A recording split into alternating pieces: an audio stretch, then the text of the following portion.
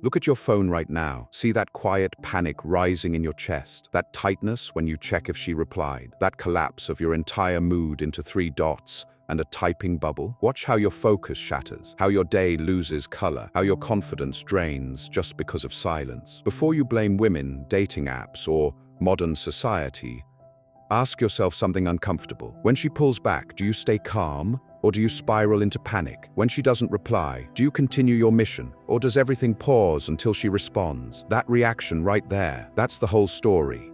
Most men don't lack looks, they don't lack money, they don't lack opportunity, they lack internal gravity. And gravity is what makes someone magnetic, not noise, not performance, not trying harder. Gravity. Niccolò Machiavelli wrote in The Prince, the first method for estimating the intelligence of a ruler is to look at the men he has around him. But before you can lead others, you must first rule yourself. This isn't about controlling women. It's about mastering the one kingdom you actually own, your mind. In the next 12 minutes, I'm giving you 7 laws, not pickup tricks, not manipulation tactics, shifts in power. Once you see this, you can't unsee it. Let's begin. Principle 1. Stop orbiting. Build your axis. Machiavelli wrote, "A prince ought to have no other aim or thought, but war and its rules and discipline." Replace war with mission. Here's the hard truth. If your mood depends on her mood, you are orbiting her. If your happiness depends on her attention, you are orbiting her. If your confidence rises and falls with her validation, you are orbiting her. And anything that orbits loses mass. Picture this. It's 11 p.m. She hasn't replied in 6 hours. Your mind starts writing stories. She's with someone else. She's losing interest. I said something wrong. You reread your last message 12 times. You craft 3 different follow-ups and delete them all. Your entire evening is hijacked by her silence. That's orbit. Now imagine this. It's 11 p.m. She hasn't replied in 6 hours. You're deep in a project, training, building something, reading, creating. Your phone buzzes at midnight. You glance at it, smile, and reply in the morning. Because your axis doesn't shift based on her attention. That's gravity. Magnetic men don't chase validation. They are absorbed in construction, a mission, a body they're sculpting, a skill they're mastering, a future they're engineering, not as a tactic, as an operating system. There's a universe of difference between I'm pretending to be busy, so she values me, and I'm building an empire. She's welcome to join, not lead. People can smell that difference from a mile away. When your life has architecture, your availability becomes intentional, not desperate. You don't text less to manipulate. You text when it serves your rhythm. You don't cancel your plans to accommodate. You invite her into a world that already exists. Practice this. Before you check your phone for her reply, ask yourself, what am I building today that matters regardless of her response? Then go build that. If this principle hits you, drop DART in the comments.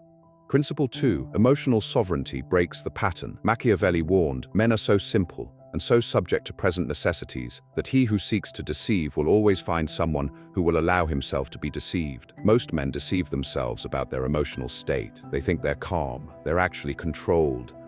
Here's the scene. You're at dinner with friends. Your phone lights up. Her name. But it's not affection. It's coldness wrapped in 3 words. We need to talk. Your chest tightens. Your mind races. The conversation around you fades into white noise. You're physically at the table, but mentally you're drowning. You excuse yourself. Lock yourself in the bathroom. Type a paragraph defending yourself. Delete it. Type another. Send it. Immediately regret it. That's reaction. Now imagine this, same text, same 3 words. You read it, you take a breath, you place the phone face down, you return to your friends, you finish your meal, you reply 2 hours later. Sure, when works for you. No panic, no defense, no leaked power. That's sovereignty.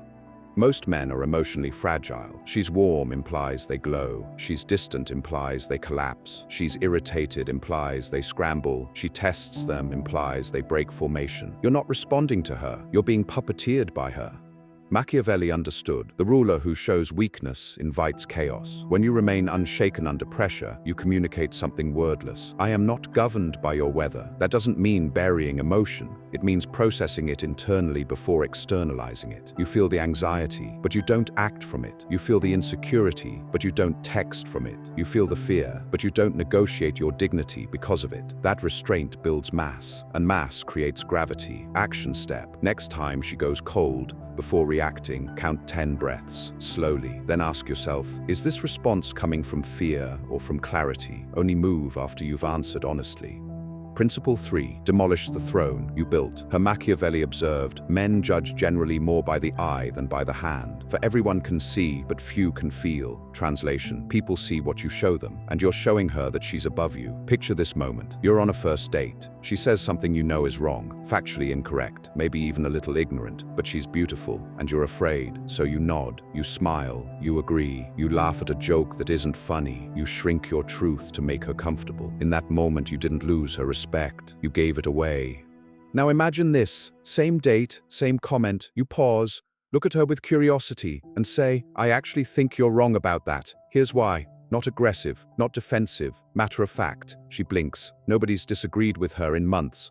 But instead of being offended, she leans in. Because you just signaled something rare. I value my truth more than your approval. Most men treat attraction like an audition. They enter trying to prove worth, trying to qualify themselves. That energy flips the power structure immediately. The moment you try to win someone, you frame them as the judge. You become the performer. And performers don't create desire. Equals do. See her clearly, not as an angel, not as a solution to your loneliness, not as a trophy, as a flawed human, just like you. When you stop worshipping, you stop auditioning. When you stop auditioning, you start connecting. You're no longer asking, am I good enough for her? You're asking, is she good enough for me? That inversion restores your spine. Comment below, do you struggle more with pedestaling women or fearing rejection? Principle 4. Mystery is strategic silence. Machiavelli counseled, everyone sees what you appear to be, few experience what you really are. This is the law of controlled revelation. Here's what happens. First date. She asks about your past. You feel the urge to unload everything. Every heartbreak, every insecurity, every failure. You think it's vulnerability. It's actually anxiety seeking validation. You're not being authentic. You're emotionally vomiting to see if she'll still accept you. By the end of the night, she knows your childhood trauma, your ex's name, and your deepest fear. You're a finished book. She puts you back on the shelf. Now imagine this. Same question. You smile. That's a long story. Maybe I'll tell you piece by piece. You reveal one layer, not the whole autobiography, one interesting detail. Then you redirect, what about you? What's the most reckless thing you've ever done? Now she's leaning in. Now she's invested in discovery. Magnetic people reveal themselves in chapters, not because they're hiding, because depth unfolds over time. When you pace your revelation, you create gravitational pull. She has to stay close to learn more. You don't explain your value. You demonstrate it, slowly, in layers, like peeling an onion, not opening a manual.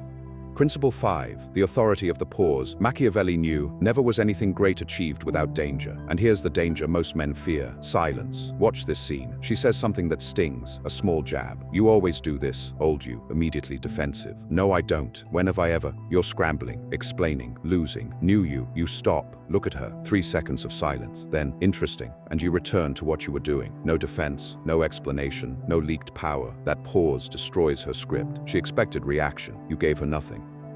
Most men talk too much. They over-explain because they fear being misunderstood. But every word you add dilutes your authority. In conversation, pause. When challenged, breathe. When tension appears, don't fill the gap. Silence isn't coldness, it's composure under fire. The person who can sit in discomfort without scrambling usually owns the frame, not through dominance, through unshakable calm. Before you respond to anything emotional, count to 3, breathe, then speak. That micro gap communicates mastery, and mastery feels powerful. Never say, I'm high value. Never announce, I demand respect. Just withdraw your presence when disrespected. Silently, calmly. Actions speak, words leak.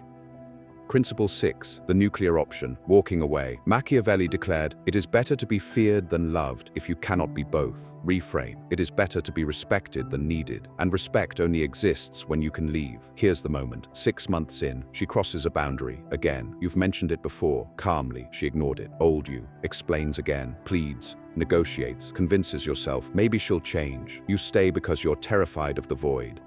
New you don't argue, you don't explain again, you adjust your investment, fewer texts, less availability, and if it continues, you walk, not out of anger, out of self-respect. The strongest boundaries are silent. You don't threaten, you execute. If you cannot tolerate losing someone, you will unconsciously try to control them. You'll ignore red flags, shrink your standards, accept mistreatment because you fear being alone.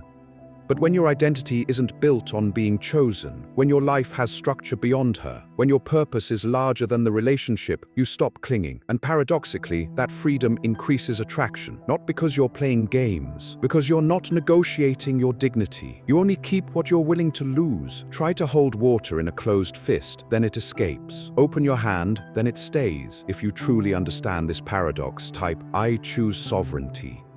Principle 7. The only territory you rule. Machiavelli's final warning. He who blames himself and is severe with his own actions will make himself feared and respected. Translation: conquer yourself first. Here's the truth most men resist. You don't struggle with women. You struggle with uncertainty, with silence, with not being in control, so you try to manage her. But Machiavelli understood something eternal. True power begins with self-rule. If you're governed by the need for validation, the fear of loneliness, the desperation for approval, you are not a king, you are a subject, and subjects cannot be magnetic. When you conquer the internal chaos, when your peace doesn't depend on someone else's behavior, when your self-worth is internally generated, you become immovable, and the immovable attracts, not through force, through stillness. You don't need to control her. You don't need to win. You don't need to chase. You stand, and everything that lacks center orbits what has one. The final law. This was never about tactics. It was about transformation. Magnetism isn't learned through scripts. It's forged through discipline, mission, emotional mastery, boundaries, self-respect. The man who needs nothing isn't cold, he's complete, and completion is the ultimate attraction. So stop asking, how do I make her obsessed? Start asking, how do I become unshakable? Stop trying to be chosen, start becoming sovereign. Because when you govern yourself, you don't pull people in by force, you pull them in by gravity. And gravity doesn't beg, it commands,